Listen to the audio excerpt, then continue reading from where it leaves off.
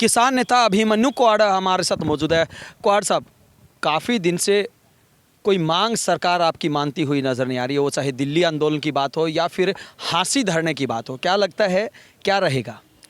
देखो, ऐसी अलोकतांत्रिक तानाशाही सरकारें मांगे मानती नहीं हैं, उनसे मांगे मनवाई जाती हैं। तो आप चाहे हिसार प्रकरण देख लीजिए जो पहले हुआ था, या आप टोहाना में देख लीजिए, या आप करनाल में देख लीजिए, बातें तो इन्होंने सारी मानी है, लेकिन थोड़ा सा टाइम लेके मानी है। जब इनका थोड़ा सा इलाज किया जाता है उसके बाद ये समझ में आती है इनको सारी चीज़ें, और फिर ये मांगे पूरी करती हैं।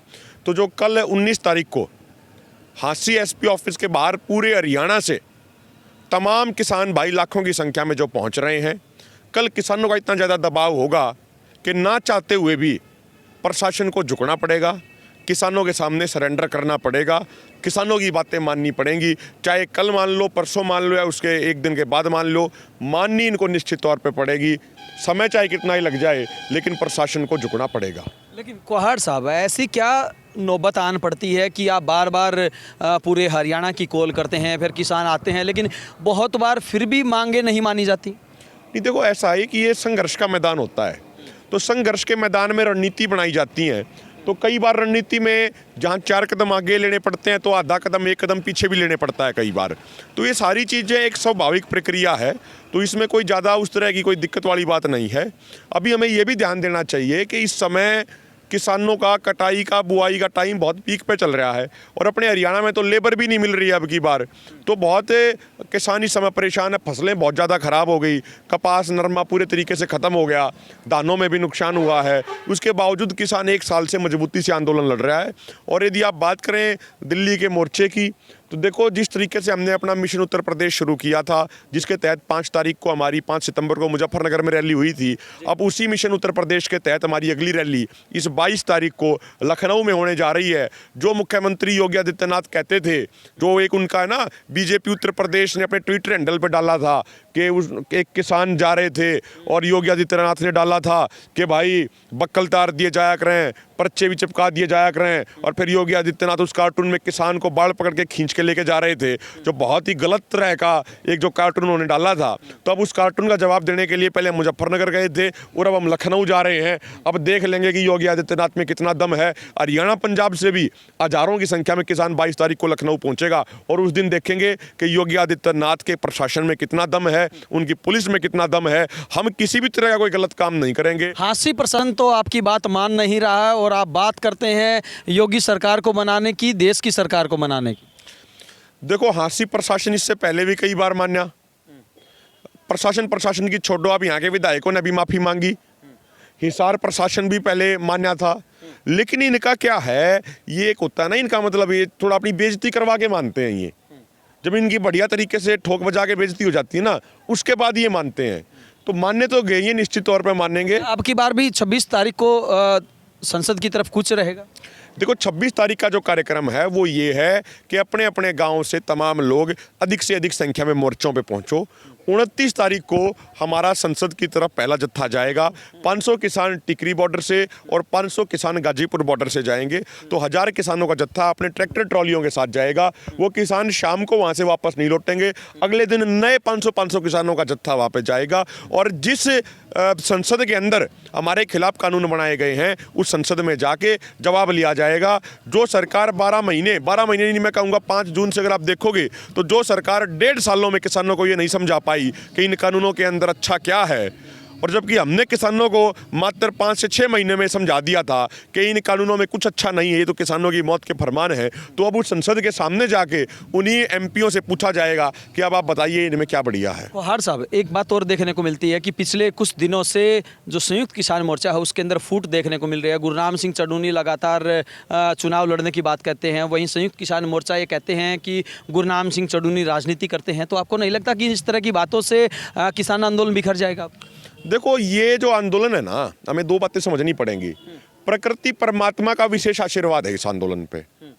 कोई सत्ता पक्ष वाले या कोई और लोग कितना ही कुछ सोच लें, ये आंदोलन नहीं बिखरने वाला। अगर ये आंदोलन बिखरना होता तो बहुत सारे ऐसे मोड़ आए, अब तक बिखर चुका होता। ये आंदोलन बिल्कुल नहीं बिखरेगा। प्रकृति का, परमात्मा का विशेष आशीर्वाद है, नंबर 1 बात। दूसरी बात ये है, किसी तरह का कोई मनमुटाव नहीं है। संयुक्त किसान मोर्चा मूल तौर पे दो मांगों के ऊपर बना था, एमएसपी गारंटी कानून और 3 कृषि कानूनों की वापसी। इन 2 मांगों पे सबकी सहमति है। मोर्चा कोई राजनीतिक कदम नहीं उठा रहा, ना मोर्चा राजनीति में जाएगा, ना मोर्चा चुनाव लड़ेगा। लेकिन गुरनाम सिंह चडूनी जो कर रहे हैं उसको किस तरह से देखते हैं आप? देखिए, वो अपना उनका निजी फैसला है, जैसा वो करना चाहें वो उनका निजी फैसला है। हमारा चुनाव लड़ने या चुनाव लड़ाने से कोई लेना देना नहीं है, और ये पूरे संयुक्त किसान मोर्चा का फैसला है। अब वो ऐसी बात क्यों कह रहे हैं? वैसे बीच में उनका बयान आया था कि भाई उनका कोई एजेंडा नहीं है, ना वो किसी को चुनाव लड़ा रहे ना कुछ कर रहे। तो अब अगर उन्होंने ऐसा कुछ दोबारा से कहा है तो वही स्पष्ट कर पाएंगे उनकी क्या राय है। वही स्पष्ट कर पाएंगे। और भी काफ़ी सारे किसान नेता हमारे साथ मौजूद है। बाबूजी, काफ़ी उम्र हो गई है, किस तरह से देखते हैं, क्या किसान एकजुट हैं? एकजुट हैं, सब किसान मजदूर सारे इकट्ठा है। सारे एकजुट हैं जी। देखिए, आप देख सकते हैं कि साल भर हो गया पूरा, और पूरे साल से जितने कोशिश करी प्रशासन ने तोड़ने की किसान की, लेकिन किसान इतना ही मजबूती के साथ आंदोलन के साथ जुड़ा है। और पहले हम कहते थे कि कुछ किसान इसके साथ जुड़े हैं, लेकिन आज हर घर से एक किसान इसके साथ जुड़ चुके हैं। किसान नहीं, मजदूर व्यापारी तक इसके साथ जुड़ चुका है।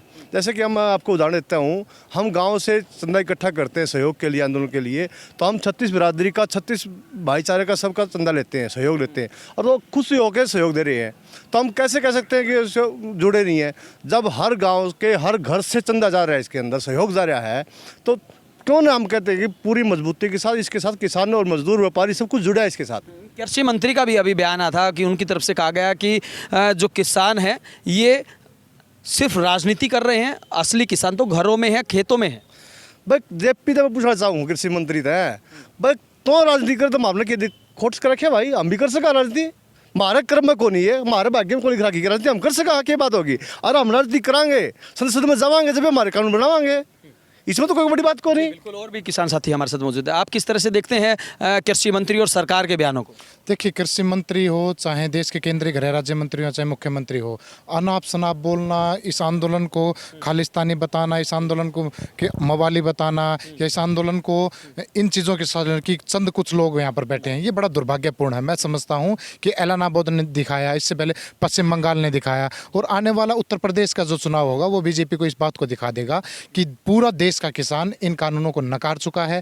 आपने जो एमएसपी का जो वादा किया था उससे आप मुकर चुके हो। तो पूरा देश का किसान आज जो बीजेपी की जो झूठ की एक राजनीति है, झूठ का जो एक प्रचार है, उसको समझ चुका है। और जो उत्तर प्रदेश मिशन उत्तर प्रदेश जो संयुक्त किसान मोर्चे ने दे रखा है, जिसमें हमने बीजेपी की हार की बात कर रखी है, उससे यह बात साबित भी हो जाएगी। जी बिल्कुल। अभिमन्यु जी, अंतिम पर्सन, अगर हम बात करें अभी अब मेरे साथ देख सकते हैं यहाँ पे अनाज मंडी है, और अनाज मंडी के अंदर जो धान की फसल है वो पहुँची हुई है।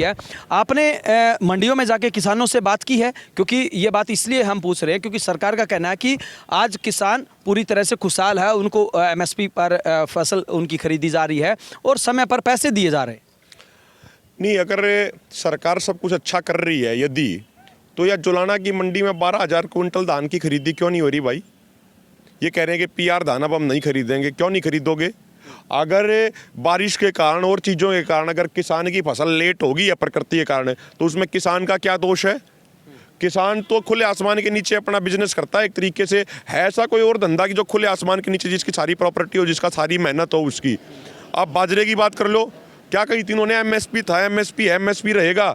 बाजरा 250 रुपये क्विंटल एमएसपी है, और कहा था 650 रुपया प्रति क्विंटल देंगे भावांतर योजना के तहत। बाजरा पिट रहा मार्केट में 1,000-1,100 का।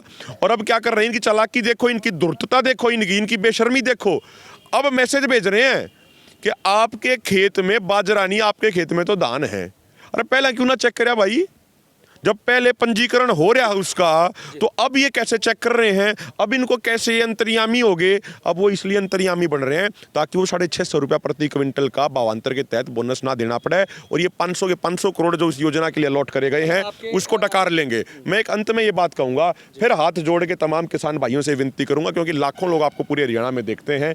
कल 10 बजे हांसी एसपी ऑफिस के बाहर तमाम किसान साथी पूरे हरियाणा से अधिक संख्या में पहुंचे। आपने जो हमारा भाई कुलदीप राणा जो जीवन और मौत के बीच में जूझ रहा है, उसकी बिटिया, उसकी छोटी बिटिया प्रीति, उसकी बड़ी एक भावुकता वाली अपील आई है, तो उस अपील को ध्यान में रखते हुए यदि अब भी हमारा खून नहीं खोला, तो फिर मुझे लगता है कि हमारे नसों में खून नहीं बह रहा है, फिर पानी बह रहा है, फिर उस खून की जांच भी करानी पड़ेगी। इसीलिए अपने ईमानदारी का, अपनी बहादुरी का, अपने जिंदा दिली का, अपना जमीर जिंदा होने का कल सबूत दो। और कल सुबह 10 बजे हरियाणा के तमाम किसान हांसी एसपी ऑफिस के बाहर एक बार पहुंच के दिखा दो अपनी एकता का सबूत। जी बिल्कुल, एकता का सबूत दिखाने के लिए पूरे देश के किसानों से अपील नेताओं के द्वारा की जा रही है। अब देखना ये होगा कि किसानों की मांगे कब पूरी होती है, कब हांसी का धरना खत्म होता है और कब तीनों कानून वापस होते हैं। लेकिन एक बात तो तय है कि भले ही करीब 1 साल का समय बीत गया है, उसके बावजूद भी किसानों का जज्बा जोश जुनून कम होने का नाम नहीं ले रहा है। वीडियो जर्नलिस्ट नदीम वैसो के साथ अजय लोहान, बिंदास रेणा।